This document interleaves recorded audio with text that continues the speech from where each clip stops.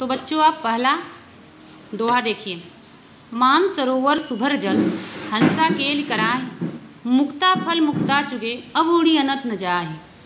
इसमें कबीरदास जी कहते हैं क्या है, मानसरोवर जैसे झील होता है वैसे मानसरोवर सुभर जल, मानसरोवर क्या है, स्वच्छ जल से अच्छी तरह से भरा हुआ है।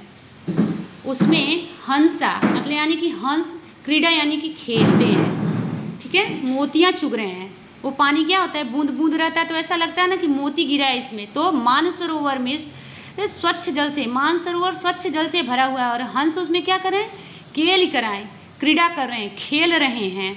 मुक्ता फल मुक्ता चुगे, अब उड़ी अनंत न जाए। वे इस आनंददायक जगह को छोड़कर कहीं और नहीं जाना चाहते। कहते हैं इतना अच्छी जगह है, इतना यहाँ सुकून है कि अब हम दूसरी जगह उड़ के नहीं जाना चाहते। तो मानसरोवर पहले का अर्थ आप सुन लीजिए एक बार फिर से। मानसरोवर सुभर जल, मानसरोवर स्वच्छ जल से भरा हुआ है जिसमें हंस क्या कर रहे हैं, क्रीड़ा कर रहे हैं, खेल रहे हैं। और इस मुक्ता फल मुक्ता चुगे, मोतियों क्या कर रहे हैं, हंस मुक्ता फल चुग रहे हैं यानी कि मोतियाँ चुग रहे हैं, खेल रहे हैं। अब वो दूसरी जगह, इस आनंददायक जगह को छोड़कर दूसरी जगह जाना नहीं चाहते। दूसरा आपका क्या है, प्रेमी ढूंढत मैं फिरो, प्रेमी मिले न कोई, प्रेमी को प्रेमी मिले, सब विष अमृत होय। उनका कहना है कि कबीर कहते हैं कि मैं प्रेमी अर्थात प्रभु के भक्त को ढूंढने निकला था। उन्होंने क्या कहा कि मैं प्रेमी को ढूंढने निकला था, यानी प्रेमी का मतलब यानी जो भगवान से, ईश्वर से प्रेम करता हो। प्रेमी ढूंढत मैं फिरो, मैं प्रेमी को ढूंढ रहा हूँ, प्रेमी मिले न कोई, कोई भी ईश्वर प्रेमी नहीं मिल रहा है। प्रेमी को प्रेमी मिले, अगर ईश्वर भक्त को एक दूसरा ईश्वर भक्त मिल जाए तो सारे विष क्या हैं, अमृत के समान हो जाएं। अर्थात कि मैं एक ईश्वर प्रेमी को ढूंढने निकला हूँ लेकिन मुझे ऐसा कोई नहीं मिल रहा है। प्रेमी को प्रेमी मिला, एक ईश्वर भक्त को, एक सन्यासी को दूसरा सन्यासी मिल जाए यानी कि दूसरा ईश्वर भक्त मिल जाए तो सारे विष क्या हैं, सारे दोष क्या हैं, सारे अवगुण क्या हैं, सब अमृत के समान है, सब अच्छे हो जाएंगे। तीसरा आपका है, हस्ती चढ़िए ज्ञान को सहज दुलीचा डारी, स्वान रूप संसार है भूखन दे झक मारी। संसार, कबीरदास जी क्या कहते हैं, अभी यहाँ पे संसार के बारे में बताया, दुनिया के बारे में बताया है। कबीरदास जी कहते हैं कि तुम ज्ञान रूपी हाथी पर सहज रूपी कालीन बिछाकर अपने मार्ग पर निश्चिंत होकर चलते रहो। उन्होंने क्या कहा कि आप ज्ञान रूपी हाथी पर, जो बहुत ज़्यादा ज्ञानी हो, ज्ञान रूपी हाथी पर सहज रूपी, सरलता रूपी, एकदम सरल, जो सामने वाले को समझ में आ जाए, कालीन बिछाकर अपने मार्ग पर निश्चिंत होकर बिना भेदभाव के आप चलते रहो। यह संसार कुत्ते के समान है। संसार क्या है, श्वान, श्वान यानी कि कुत्ता, कुत्ते के समान है। भूखन दे झक मारे, हाथी को चलते देखकर अकारण भौंकता है ना। अभी एग्जाम्पल देखिए कि अब एक ही हाथी जा रहा है और पीछे से कुत्ता भौंकता है, क्या हाथी पीछे मुड़ के आती है, नहीं आती है। तो उन्होंने क्या कहा आपसे, कबीरदास जी आपको ये बता रहे हैं, समझा रहे हैं कि श्वान रूप संसार है, कुत्ते जैसा संसार है, भूखन दे झक मार। कहने का आशय यह है कि ज्ञान प्राप्ति में लीन साधक को देखकर संसार के लोग उसकी निंदा जरूर करते हैं। आप अगर कोई अच्छा कार्य करोगे तो आपके अड़ोसी पड़ोसी सारे लोग क्या करेंगे, आपको ज्ञान जरूर देंगे, ऐसे नहीं ऐसे करो, तो उनको परेशानी जरूर होगी। तो परंतु उसे संसार वालों की निंदा करने की परवाह आपको नहीं है, आप जो अच्छा कार्य वही करिए। चौथा क्या है आपका, पखा पखी के कारणे सब जग रहा भुलान, निरपक होय के हरि भजय कोई संत सुजान। पक्ष और विपक्ष में के चक्कर में पड़कर, आपका मतलब है यहाँ पखा पखी का मतलब है पक्ष और विपक्ष। जैसे हम कहते हैं ना ये दूसरे जात क्या है वो दूसरे, तो यहाँ कबीरदास ने पहली बात तो पाखंड के बारे में ही बताया है कि पाखंड क्या होता है, जात पात भेदभाव धर्म, इन सब को एक पाखंड बताया है कि ये झूठ है सब। तो पखा पखी के कारण, पक्ष और विपक्ष के कारण यानी कि लोग धर्म और जाति और संप्रदाय में बट गए हैं, अलग अलग जाति धर्म संप्रदाय में बट गए, सब जग रहा भुलान, सारे जग को भूल गए हैं। ये उनको बस ये लगता है ये मेरा जाति है, ये मेरा धर्म है, ये मेरा काम है, और सामने वाले को कोई मूल्य नहीं देखते। वे अपने पक्ष को श्रेष्ठ मानते हैं और दूसरे को की निंदा करते हैं। ये तो हम भी जानते हैं, आप भी जानते हैं कि सारे लोग क्या करते हैं, सिर्फ अपने आप को ही महत्व देते हैं। निरपक होय के हरि भजय सोई संत सुजान, जो निष्पक्ष हो के, किसी भेदभाव के, किसी जाति पात के, किसी पाखंड के बगैर निष्पक्ष हो के भगवान को भजता है, वही संत सुजान यानी कि चतुर, सुजान यानी कि चतुर होता है। वही संत क्या होता है, चतुर होता है।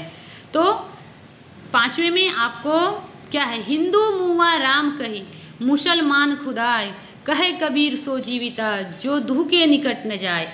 आपका क्या है कि इसमें हिंदू क्या करता है, जब हिंदू को मृत्यु प्राप्त होती है तो हिंदू क्या कहता है, हिंदू मुआ राम कहे, राम का नाम लेता है। यहाँ अर्थात कबीरदास जी कहते हैं, कबीरदास जी निरंकारी हैं, वो किसी भी भगवान को नहीं मानते, किसी भी, उनको लगता है राम भी वही रहीम भी वही। कबीर निरंकार ब्रह्मा के उपासक हैं, वे उसकी उपासना की सीख देते हुए कहते हैं कि हिंदू राम की और मुसलमान खुदा की उपासना करते हुए मर मिटते हैं। क्या कहते हैं, हिंदू मरता है तो राम कहता है, और मुसलमान मरता है तो अल्लाह कहता है, खुदा कहता है। कहे कबीर जो जीता है, कबीर जी कहते हैं जबकि राम और खुदा तो एक ही है।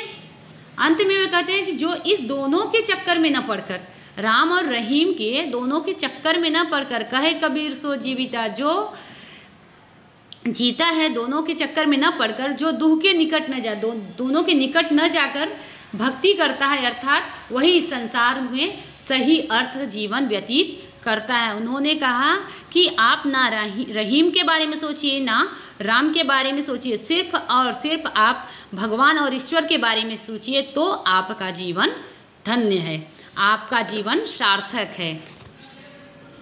आगे आपका जो 2 चैप्टर बचा है मैं आपको पढ़ा दे रही हूँ इसी में,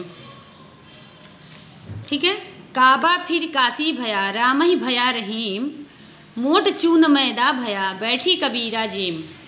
तो इन्होंने कहा कि काबा, कबीर चाहते हैं कि जब तक मुझे ज्ञान नहीं था तब तक मैं अज्ञानियों की तरह धर्म जाति आदि के भेद से ग्रसित था। ज्ञान प्राप्ति के बाद मैं राम रहीम हिंदू मुसलमान के भेद से ऊपर उठ गया हूँ।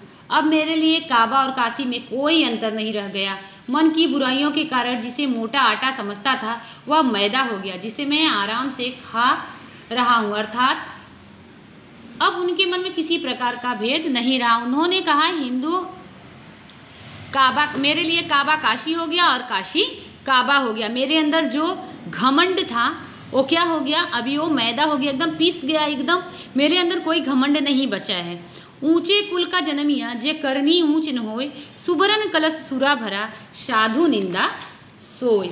उन्होंने आपका जो अंतिम दोहा है उसमें उन्होंने बताया है कि कबीर कहते हैं कि ऊंचे कुल में जन्म लेने से कोई ऊंचा नहीं होता। आपको भी बता दें कि आप अगर बहुत ज़्यादा ऊंचे कुल में जन्म लिए हो और आपका कर्म क्या है, ऊंचा नहीं है, जो करनी ऊंच न हो, आपका कर्म क्या है, ऊंचा न हो, तो आप क्या हो, बहुत ऊंच कुल के नहीं कहलाओगे।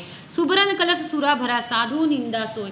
ऊंचा अर्थात बड़ा बनने के लिए उसे अच्छे कर्म करने ही पड़ते हैं। अगर आप ऊंचे कुल में जन्म ले लिए हो और अच्छा कर्म नहीं कर रहे हो तो आपका कोई महत्व नहीं है। आपको ऊंचे कुल में जन्म लेने के लिए ऊंचा कर्म करना होगा, उसमें कुल की कोई भूमिका नहीं होती। दृष्टांत देते हुए वे कहते हैं कि जिस प्रकार शराब यदि सोने के पात्र में भरा हो तो सज्जनों के लिए पेय नहीं बन जाता, सज्जन उसकी निंदा ही करते हैं, ठीक उसी तरह ऊंचे कुल में जन्म लेकर यदि व्यक्ति नीचा कर्म करता है तो वह निंदा का भाव होता है। यानी कि अगर सुबरन कलश सुरा भरा, सोने के पात्र में अगर हम शराब दे दें यानी कि मदिरा दे दें तो क्या वो सराहनीय होगा?